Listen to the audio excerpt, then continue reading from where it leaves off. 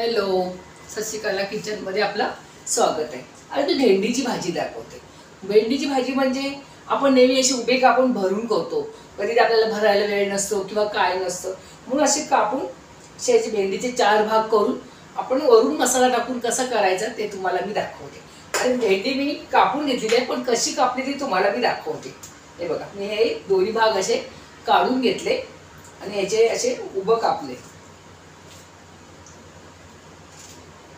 उभं कापून याचे हे 4 भाग केले.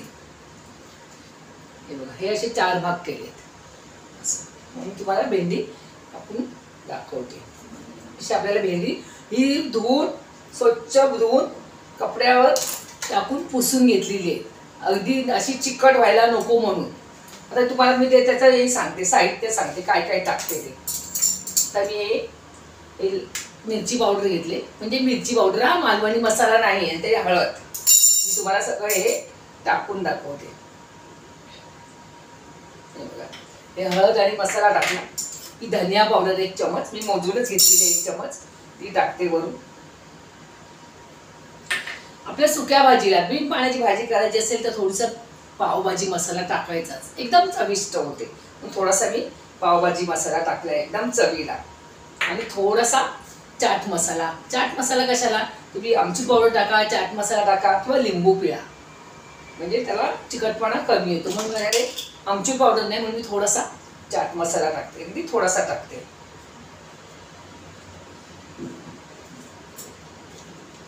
थोडासा चाट मसाला टाकला आणि आपल्याला चवीपुरतं मीठ टाकायचंय. हे आपल्याला सगळं असं मिक्स करून घ्यायचंय. मीठ बेताचंच टाका आणि भाजी एकदम अशी हे होणार आहे, थोडीशीच होणार आहे. वाटल्यास नंतर टाका पाहिजे. आता आपल्याला ही सगळी अशी हे करून घ्यायची, अशी मिक्स करून घ्यायची. तुम्हाला तिखट किती पाहिजे ते बघा, तुमचा मसाला कोणत्या प्रकारचा आहे किंवा किती तिखट आहे त्याप्रमाणे आपण ही भाजी घ्यायची. तर हे आपल्याला त्याला सगळं लावून घ्यायचंय कोटिंग. अगदी कोटिंग व्हावं म्हणून 1 चमच याच्यामध्ये तेल टाकते, म्हणजे असं तेल मस्तपैकी असं त्याला कोटिंग लागायला पाहिजे. म्हणून पाणी लावायचंच नाही आहे ना या भाजीला, म्हणून असं तेल टाकते. आता दुसरी गोष्ट म्हणजे भाजी चिकट होऊ नये म्हणून काय काय लोक लिंबू पिळतात किंवा आमचूर पावडर टाकतात, तर मी कोकम टाकते. मी कोकमचा नेहमीच जास्त वापर करते, म्हणून मी याच्यामध्ये असे कोकम टाकते. कोकमनी पण अशी भाजी अशी सुटसुटीत होते. आपल्याला हे कोकम मी 3-4च घेतले, कारण काही कोकम जास्त पण नको आहेत. तर हे मी आता असेच 10 मिनिटं ठेवते. तोपर्यंत मी इकडे भाजीला तयारी करते.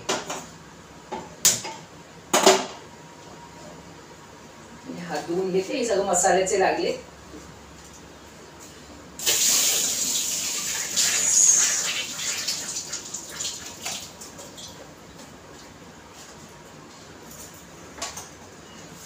हात धुवून घ्यायचा आणि आपल्याला ते भाजीचं हे तयार करायचंय.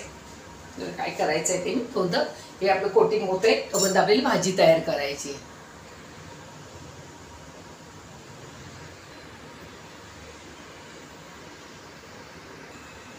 आता मी ते तेल टाकून घेतल्यानंतर तेल तापलेलं आहे. त्याच्यामध्ये राई,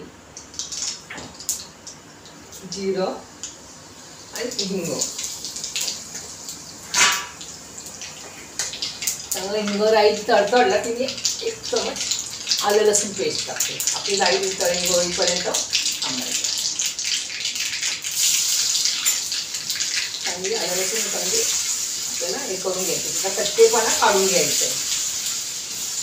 म्हणजे आलं अशीच लसूण मी आलं चेचून टाकला तर अति उत्तम, पण मी होतं तेच आलं लसूण पेस्ट माझी बनवलेली तीच मी घातली.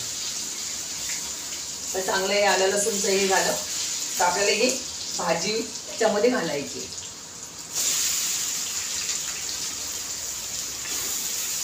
आणि फुल त्याच्यावरच आपल्याला चांगलं हलवायचं आहे. याला थोडं तेल जरा जास्तच लागतं. आपला कोकममुळे किंवा लिंबूमुळे आपला हा भाजीचा चिकटपणा आपल्याला होत नाही. आपल्याला अशी पसरवून चांगली भाजी 5 मिनिटं बघायची नाही. मिडियम गॅसवर आपल्याला चांगली हलवायची आहे. आणि तिचा तिखटपणा थोडा निघून जाऊ दे.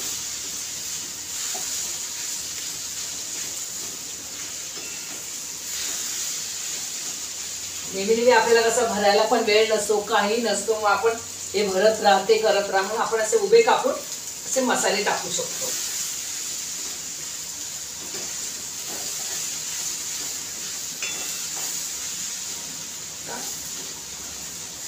कमी गॅसवर घे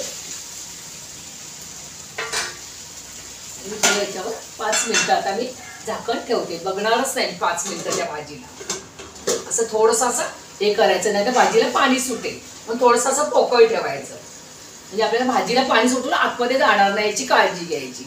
पण आता मी 5 मिनिटं बघणार नाही तिला. बघूया आपण आता 5 मिनिटांनी आपली भाजी कशी झाली.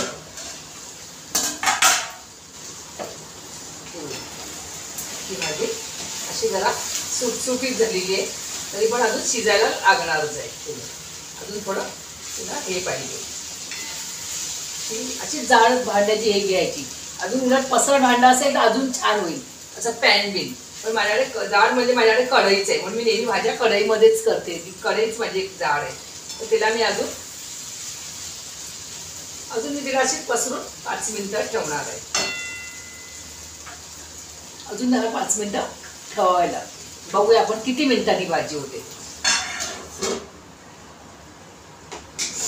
आपण 5 मिनिटात तिच्यात अजून वेट करूया. आता आपण बघूया भाजीचं काय झालंय ते. हे बघा, छान भाजी अशी झालेली आहे आपली.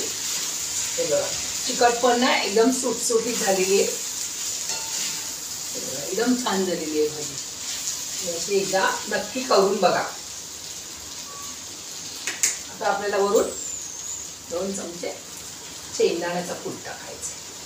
शेंगदाण्याचं कूट कसं काय असेल ना, पाणी वगैरे ओलसरपणा ते शोषून घ्यायचे.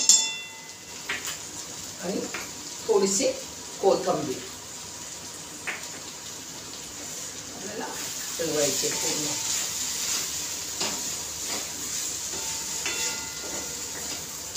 ही भाजी तयार झालेली आहे. मला या भाजीला 12 ते 13 मिनिटं लागली. चला, माझी आता भाजी झाली. कशी वाटली ती मला सांगा कमेंटमध्ये. नवीन असाल तर माझ्या चॅनलला सबस्क्राईब करा, शेअर करा, क्लिक करा, बेल आयकॉनला क्लिक करा. म्हणजे काय असेल तर कमेंट करा, तुम्ही केली की नाही केली. चला, बाय बाय.